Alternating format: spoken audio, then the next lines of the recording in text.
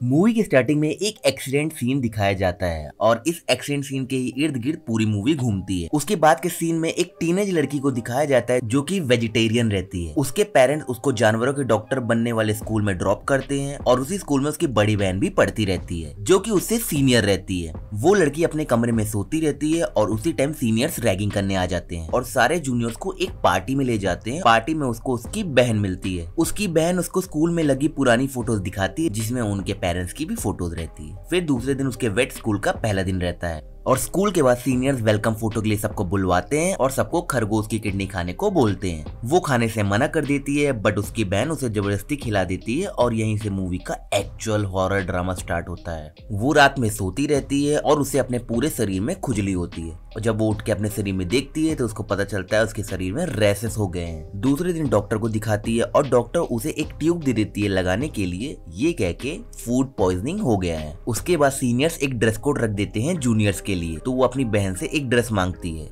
और फिर अपने रूम की तरफ जाती है। तो जैसे ही रूम में इंटर करती है वो देखती है उसका रूममेट जो कि गे रहता है वो किसी और लड़के के साथ लगा रहता है। उसके बाद खाना खाते टाइम उस लड़की को मीट दिखता है और उसको धीरे धीरे एहसास होता है कि मांस के प्रति एक अलग टेस्ट पैदा हो रहा है उसके मन में। फिर वो लड़की और उसका रूममेट जाते हैं स्कूल से बाहर बर्गर खाने और आने के बाद रात में उस लड़की को फिर भूख लगती है। उसकी भूख अचानक से बहुत बढ़ने लगती है और वो कच्चा मांस ही खा जाती है। फिर एक टीचर उस लड़की को समझाता रहता है। उसी समय वो भूख के कारण अपने बाल चबाती रहती है और फिर वॉशरूम में जाके अपने मुंह से बाल निकालती है। ये सीन देख पाना बहुत ही मुश्किल था। उसके बाद वो अपनी बहन से मिलती है, उसके साथ टाइम स्पेंड करती है और उसी के रूम में रुक जाती है। उसी समय उसकी बहन उसके वैक्स करने लगती है और वैक्स के दौरान गलती से उसकी बहन की उंगली कट जाती है और उसकी बहन बेहोश हो जाती है। अपनी बहन की कटी उंगली देख इस लड़की को एक अलग क्रेविंग फील होता है उसकी उंगली को खाने की और वो खा जाती है। उसकी बहन होश में आ जाती है और उसे उसकी उंगली खाते हुए देखती है। उसके बाद हॉस्पिटल में जाते हैं पूरी फैमिली और फिर उसकी बहन उसे ले जाती है एक रोड के किनारे। और मैंने शुरुआत में कहा था ना इस एक्सीडेंट के इर्द गिर्द ही पूरी मूवी घूमती है। तो होता क्या था, उसकी बहन बहुत ऐसे लोगों का एक्सीडेंट करवाती रही और उनके मांस को खाती रही। ये देख वो लड़की इस चीज को एक्सेप्ट नहीं कर पाती और वहाँ से चली जाती है। फिर धीरे धीरे उस लड़की को अपने शरीर में बदलाव नजर आते हैं और अजीब फीलिंग होती है और वो अपने में ही तड़पती रहती है। उसे कुछ समझ नहीं आता, डरी रहती है। उसी समय वो रूम से बाहर निकल के दूसरे रूम जाती है